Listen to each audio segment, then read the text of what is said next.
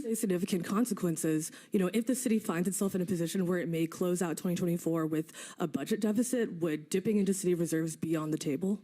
Well, look, we're not making any major pronouncements of what we'll do. What we're doing, though, is working with the Board of Education, as we promised, to make sure that they understand that they have options. The relationship between the Board of Education as well as our aldermen is very critical, as articulated. There's no other administration that has declared the level of surplus for our schools. That's what's most important here. I want to make sure that that is noted. Investing in our schools, ensuring that we have sustainable community schools, ensuring that we have class sizes that are smaller, social workers and counselors, psychiatrists, psychologists, arts, extracurricular activities to ensure the well-rounded experience that people voted for me to deliver, that is what is most central in this moment. Experience that people voted for me to deliver, that is what is most central in this moment. As you know, as I put forth a budget proposal where we're asking everyone to look deeper into their budgets to make sure that we're balancing a budget and we're not laying people off and cutting services. This has always and long been a part of our conversation. Budget Director Guzman. Thanks. Budget Director Guzman. Hi. Thanks for the question. So, I always like to challenge you to the research. And if you go back and look at every single one of Rahm Emanuel's budgets, there is a section on efficiencies and cost savings. And this is a prominent feature in those budget that were introduced by the mayor. I think it's a regular occurrence for leadership as well as the budget office to look for savings where savings can be made, and regularly looking at contracts is one area that administrations in the past have done. What I will say is when we were working with City Council to close the 25 budget gap, they challenged us to look for ways to reduce costs, to look for efficiencies within our budgets without having to raise property taxes or lay off workers. And so we went back to each of our department heads and asked them, what ideas do you have? What are ways that we can cut our costs? And this was one that our Commissioner Roberts from Procurement Services brought to the forefront. We worked this into the budget analysis that we briefed alders on. And so this was before them when they voted on the budget. They were very well aware that this was an initiative that we were implementing as part of the 25 budget. And so I'll pass it over to Commissioner Roberts because she has a lot of history, not only at the city level on this, but also at other levels of government. Thank you, Director Guzman. Chief Procurement Officer Charlotte Roberts. What we did as part of this cost-saving reduction initiative, we sent out notices to all of our departments, and they were aware of this notices coming down the pipeline regarding the cost-saving reduction letter. After that, at DPS, we provided training to all the staff that will be involved in the cost savings initiatives. And most recently, we sent a letter out to all of our current contract holders. And so far, we've received great responses, but we intend most of our responses will be coming in by the end of this week. Is there any sense of how many responses? And also, in the budget for Mayor Emanuel, did he actually realize those cost savings, or was it just something that was budgeted for? I'll have to get back to you on the actual realization of initiatives that past administrations have done. But I will say, we don't give lip service to what we put in our budget. If we have an initiative and, the City Council is expecting us to be able to meet our budget targets, then we're going to implement and be held accountable for the initiatives that we put in our budget. We want to be transparent about that, and working with Commissioner Roberts and all of the experience she has on the state level doing initiatives of the same nature, we believe that we will be successful. Mayor Johnson, city vendors have told me that they received a letter from you requesting a 3% discount on their contracts. They say that it read more like extortion. They asked me to ask you, why are they the ones being targeted for a discount, a 3% discount, when you and your staff is not taking a 3% pay cut? You're not asking CPS to take a 3% pay cut. You're spending money like water, city, obviously taxpayer dollars.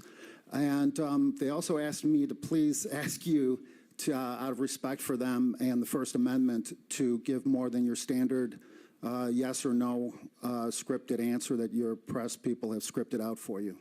So again, as our chief of procurement has indicated, as well as our budget director, this has been a part of the budgetary process from the very beginning. All of our alders are aware of the efficiencies as well as stronger productivity that the government is working towards. And I believe, Budget Director Guzman, there were 3% cuts across the board. Could you speak to that, please? Yeah, I thank you for that, Mayor. It is important to note that if you read the letter and if you look back at what we talked about in the budget season, not only did all the departments take a 3% universal haircut, and some went even above and beyond that 3%. Our city council also took a 3% haircut. Our other elected officials also took a 3% haircut. This is all about collaboration and cooperation to ensure that the city is running at the most efficient way possible. And so we are inviting our partners, our contractors, to join us in that effort. Mayor Johnson, at your press conference for the Youth Employment Jobs Program, you said that the best way to prevent the type of mob violence that we see during the summer months is to spend tens of millions of dollars on these youth jobs programs. Many people, especially the residents of Streeterville, who are still waiting for an arrest in the case of the tourist who was shot by a mob of violent black teenagers. We got to get to the question. Yeah, I know you don't like the question. We just got to get to it. They asked me, is this really extortion? Pay us tens of millions of dollars, or else there will be violence in our neighborhood. Thank you. And by the way, they also asked me. I think I have your question. I think you have multiple questions there. Investing in people is our top priority, and that's what we've said from the very beginning. And I don't think no one's going to deny that even with all the work that we've done to invest in people, and as violence continues to go down in the city of Chicago, no one's going to argue that we still have more work to be done. And that's something that I've committed to doing. We have, again, the lowest homicide rates that we've experienced in the city of Chicago since 2019. And there's a 20% reduction overall in violent crime in the city of Chicago. As we continue to invest in people, as we continue to grow economic opportunities for folks, that is certainly the strength of our city. And again, everything that we're doing is to ensure that every single community can experience safety. And in addition to experiencing safety, that the people of Chicago know that there are opportunities for them as we build more affordable homes, as we provide more mental and behavioral health services. Again, $300 million. Well, was $200 million in violence prevention? Over the last couple of years. Over the last couple of years. So there's a lot of work that's being done to continue to drive down violence in the city of Chicago, and it's going to take all of us to do that. Thank you. Thank you. Good morning, Mayor. Good morning, yes. It is still morning.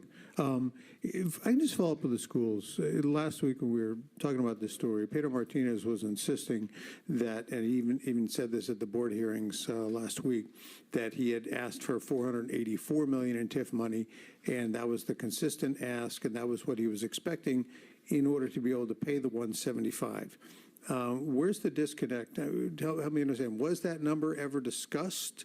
Was it ever promised? That's a good question. There's not a disconnect. Look, people ask for stuff all the time.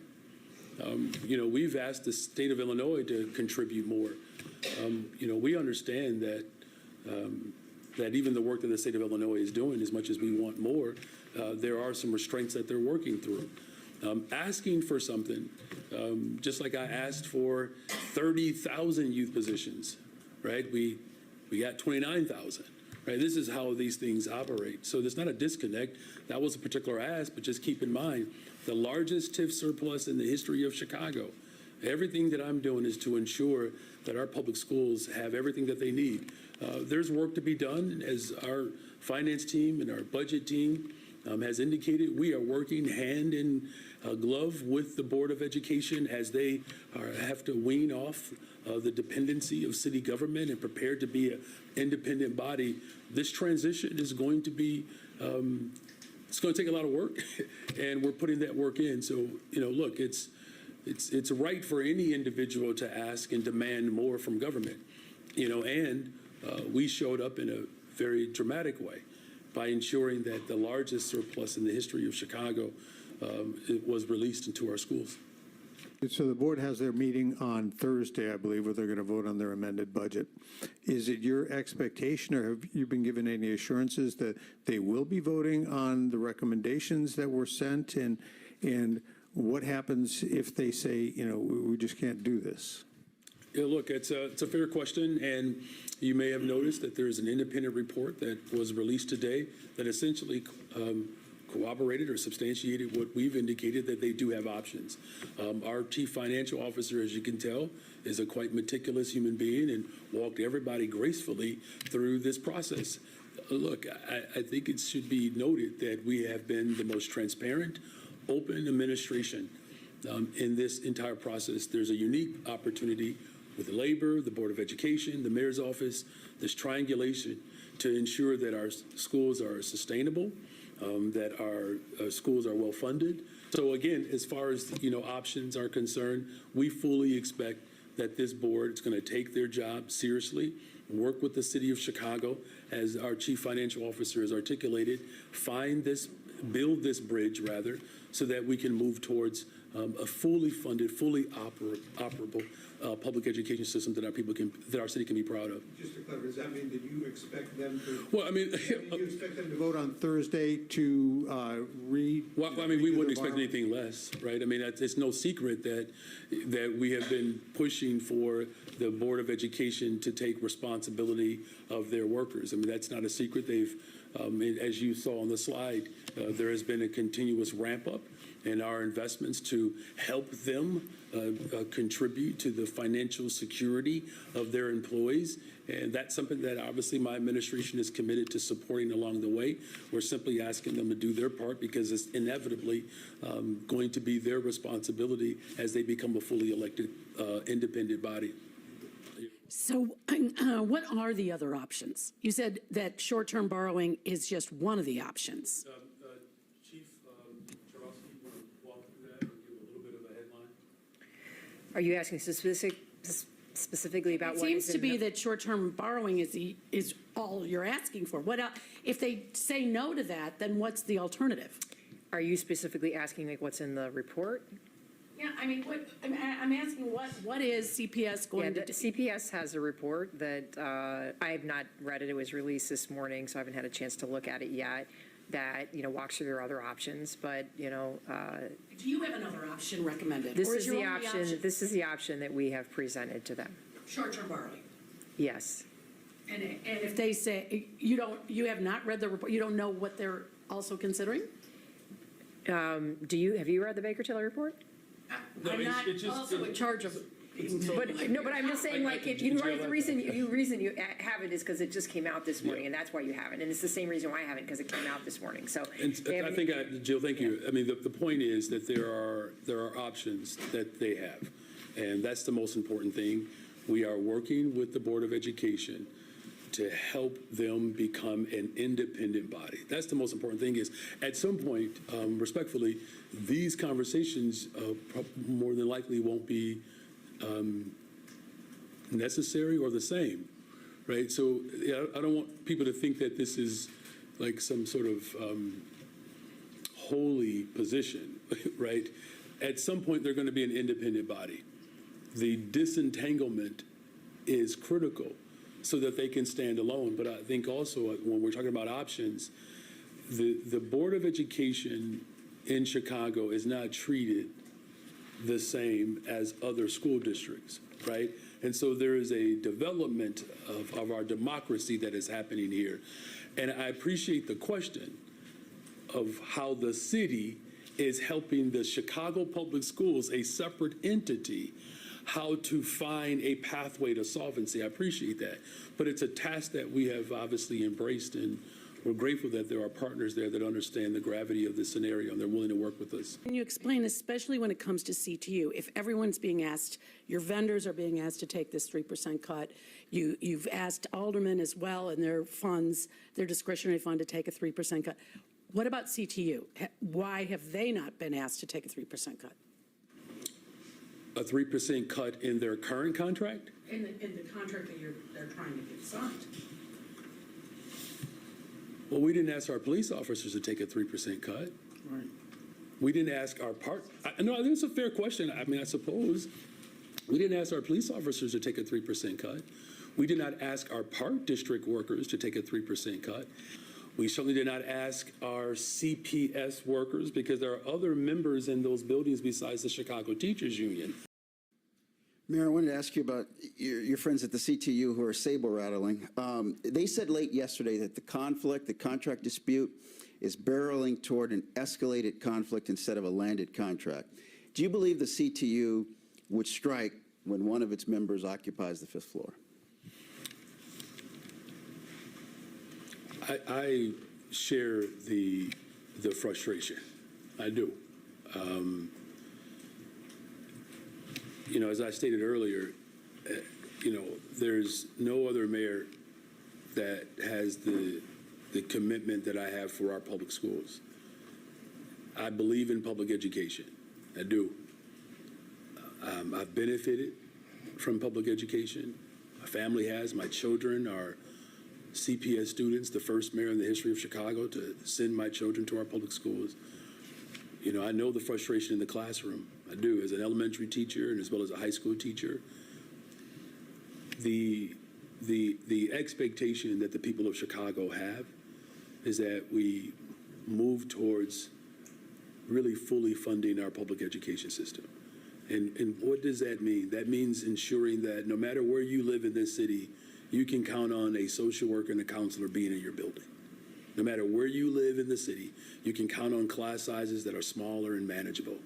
No matter where you live in the city, you should have a reasonable expectation to know that your children are being exposed to the arts, extracurricular activities that can help create confidence in our young people, to help build purpose. That's what I'm fighting for. That's what the people of Chicago voted for. They voted for a parent.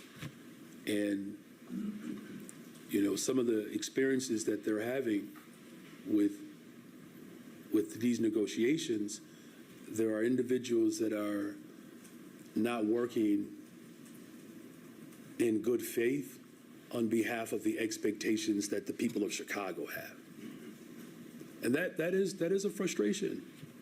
The people of Chicago have spoken. They have. They trust my vision for public schools, sustainable community schools. I put my body on the line for public education in this city.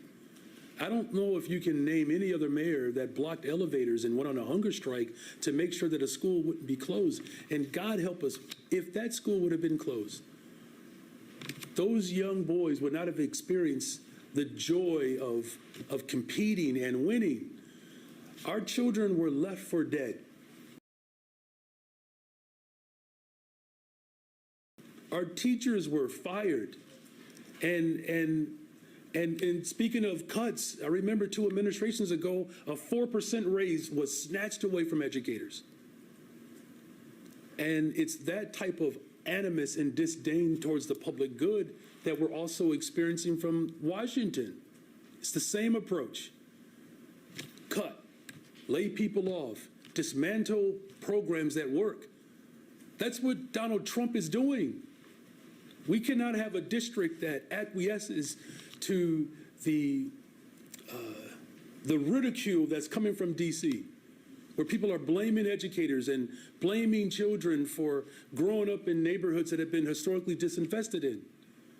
And so, I'm trying my best to, show some restraint here. But I'm home now. I don't have to do that. In D.C., I had to do that. But I'm home. We have been fighting for public schools in this city for decades. Al Raby, the campaign manager for the first black mayor in the history of Chicago, called for justice at Marshall High School and led wildcat strikes. Like, Black folks in particular have been dealing with the pain and frustration of administrations that refuse to invest in them. The school closings in 2013, over 1,000 children missing. We don't even have an account for where they were or where they are. That Willis wagons, the fact that we have lost half of the Black teaching force, that is the system that we have grappled with, and now we're in a position where we can do right by veteran teachers that are overwhelmingly Black. We can do right by children who need special education services and bilingual education. We can do right by the workers of this city, and unfortunately, we have an individual that believes that he doesn't have to acquiesce to the demands of the people of Chicago. Their frustration is not directed at the fifth floor. Their frustration is directed at the individuals who believe that they are the only arbiter for what the people of Chicago deserve. And so here's what I'm going to say here now. I'm calling on the city of Chicago, all of us, to challenge the Board of Education as well as challenge the leadership of Chicago Public Schools, to challenge them to make sure that we do not go back to a dark time with layoffs, privatization, harming workers, disinvesting in our children. Whether you're on the north side of Chicago, the far southeast side, and everywhere else in between, we deserve high quality education. And I need the city of Chicago, as you voted for me, to stand with me to ensure that we don't have an individual or individuals who want to take us to a dark time in our city's history, that they cannot acquiesce to the iniquitous forms of government that's coming down from Washington, D.C. We're Chicago. We are better than that. I mean, look, there's no secret around what the people of Chicago want in leadership right now. They want someone who is committed to investing in affordable housing. The 35th Ward, under the leadership of Carlos Ramirez Rosa, did an exceptional job working to keep the 35th Ward affordable. There's some great things that are happening up there, but it's getting expensive to live in Chicago. Hi, Mayor. I want to ask you about a report out of Bolts magazine that says there's a pilot program now ongoing in the 8th Englewood Police District that allows police officers to file felony charges without going through the felony review process, which ensures that an assistant state's attorney examines the evidence in those cases. Is that a pilot program that enjoys your support, and should it be expanded citywide, or does it raise questions of potential misconduct given the police department's history? Thank you for that question, and thank you for acknowledging the historic harm that has unfortunately still rears its ugly head as we settle cases from a time period in which I was in the elementary school. Constitutional policing, building relationships within the community and restoring relationships and maintaining relationships with law enforcement and community, that is my top priority. And you are seeing some signs of progress of constitutional policing, and thank you for challenging the city. Yes, we have a long way to go, and those numbers, though they have increased, it's not satisfactory. But I am confident that there is leadership that recognizes the importance of now. Yesterday, Superintendent Snelling named a new head of the Office of Constitutional Policing and Reform. That is the first time that position has been filled in more than a year. Will you charge that new leader with filling the 250 vacant positions in that department, which I imagine is an obstacle to sort of fulfilling the mandate under the consent decree? So first of all, Heather, I'm so impressed with your commitment to this issue, and I mean that with all sincerity. I really do. And you know, as you laid out, that we're taking this seriously. The superintendent has been very thoughtful about his leadership team. And you know, as far as the specific question about the charge to fill the vacancies, yes, that will be one of the responsibilities, right? And you know, goes back to our budget conversation. There were, you know, some level of consternation around positions, and particularly in these key areas, to ensure that we are moving with expediency towards constitutional policing.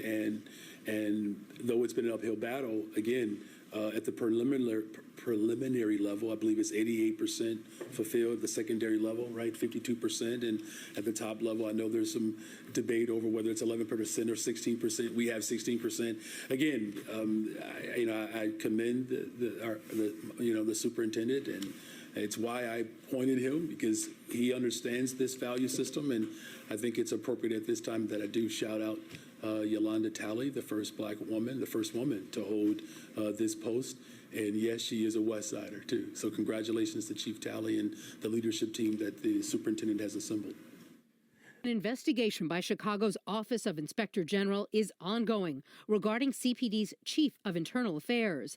Chicago Police body camera video obtained by ABC7 under the Freedom of Information Act shows the results of a traffic stop February 1st at 11:25 a.m. in the 500 block of North St. Louis. A man is arrested on a drug charge, and a woman, whose image CPD blurred, is heard interacting with officers. My auntie's a police officer too. This is her car. Among the things she says, her aunt is an officer and may be their boss, and that silver Lexus belongs to her aunt. My auntie probably your boss, so don't even worry about it. Don't even worry about it. All right.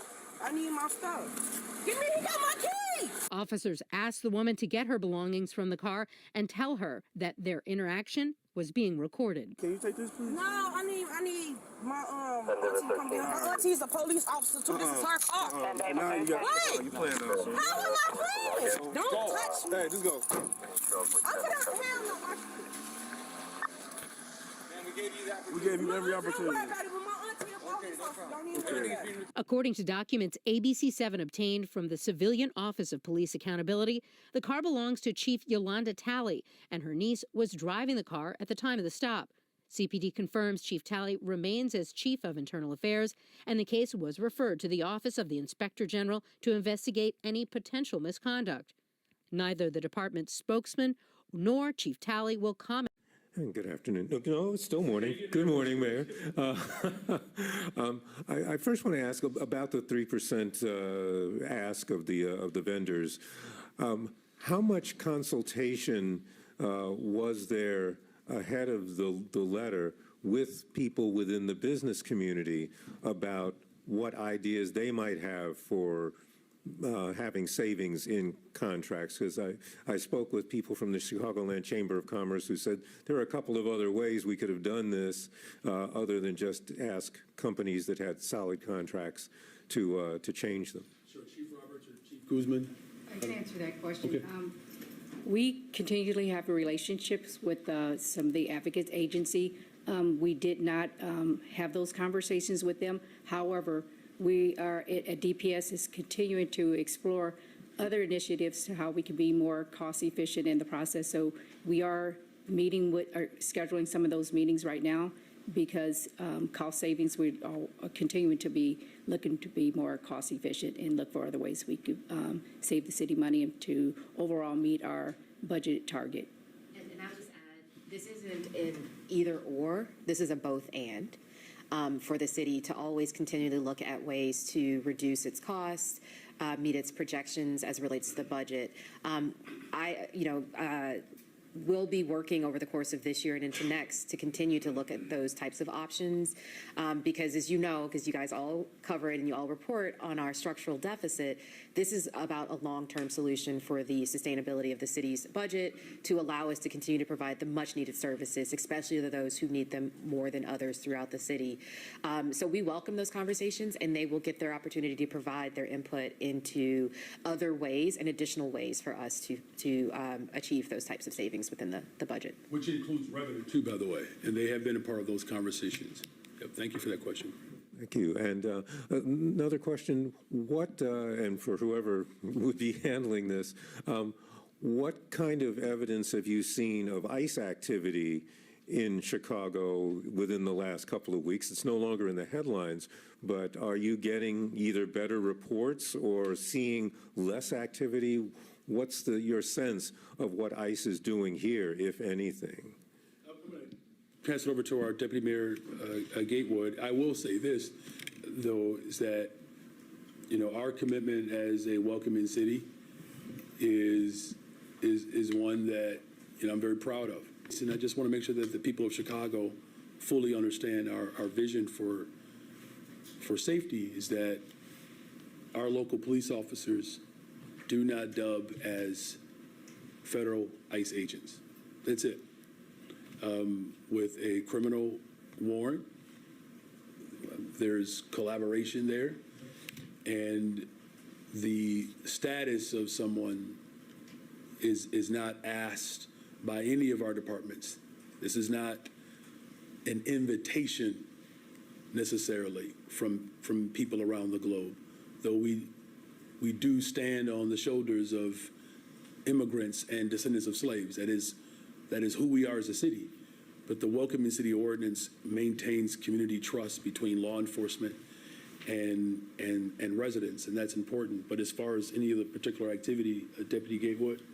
Thanks for that question, Craig. I think ultimately we have seen just a constant line of communication between our police department and federal partners, not necessarily in regards to ICE, but just in the work that they do in general.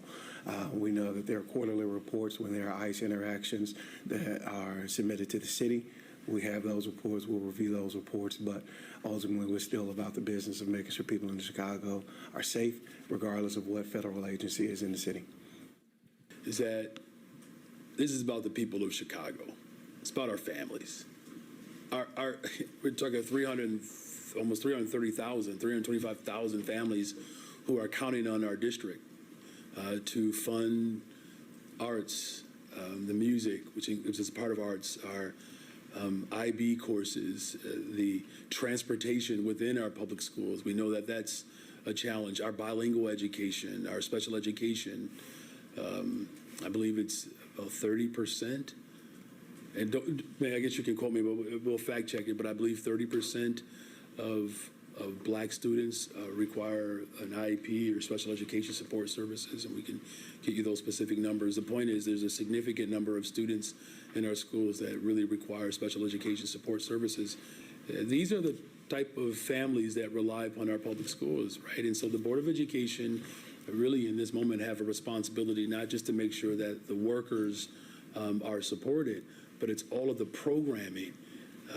I think we don't talk enough about how this contract codifies programming. It really does. It codifies safety. You know, it codifies interactions between the teachers and administrators. I'm just going to make maybe this might be a little selfish here, what I'm about to say. But one of the things that I know that the teachers are pushing on are areas around how they're evaluated and having a more substantial way to demonstrate the evolution of their teaching. But there's also elementary teachers, and I know this personally, where we don't get enough time to prep in between time with other students. If you ever worked in elementary school, it's different in high school. You know, they have periods, right? So your first period, second period, all the way up to eighth period. And so high school teachers, no disrespect to them, I taught at the high school level, they don't bear the same level of responsibility with students as elementary teachers do. Sometimes I would sit with my students all day. And as much as I love working in the Chicago Public Schools, we didn't have enough support in the building where a child could have a prep period like art or music. I had to walk them down to lunch, sit with them at lunchtime, never had time to go back and grade papers. My wife just gets so frustrated with me. I bring all these papers home and she would have to help me grade. It's too late. It's statute of limitations are over now. My wife helped grade. So all those 30-year-olds out there, 7th graders that I had, my wife helped me grade some of those papers. And she's a smart woman. But I just think that there are costs that we talk about in terms of raises, and I get it, right? But there are costs to educating children that go beyond just raises. So as far as my over-under, I'm confident and I'm counting on the Board of Education to show up for the families of this city. Strong progressive values. Question for you, taking you back to Washington. I'm wondering if you or your team... I know, I know. Been a couple weeks. Wondering if you or anybody on your team has heard from the Justice Department after Congresswoman Luna recommended you for criminal investigation to the Department of Justice. Has anything come from that? That's a good question. I'm not sure if anything has come from that. Yeah. Just unclear. Yeah, We can have, I'll make sure that our corporate counsel responds, but I'm not sure if we've received anything directly yet from that particular item that you're referring to. From the Department of Justice, Pam Bondi, or Exactly. I know which one you're talking about. Okay. Yeah. Finally, there's been a lot of chatter about your job and other people that want your job. You've talked about wanting this job for a very, very long time. I'm wondering if you can let us inside your headspace and it's very early, I understand, but where is your head at on running again and the field that may be filling up to occupy the 5th floor?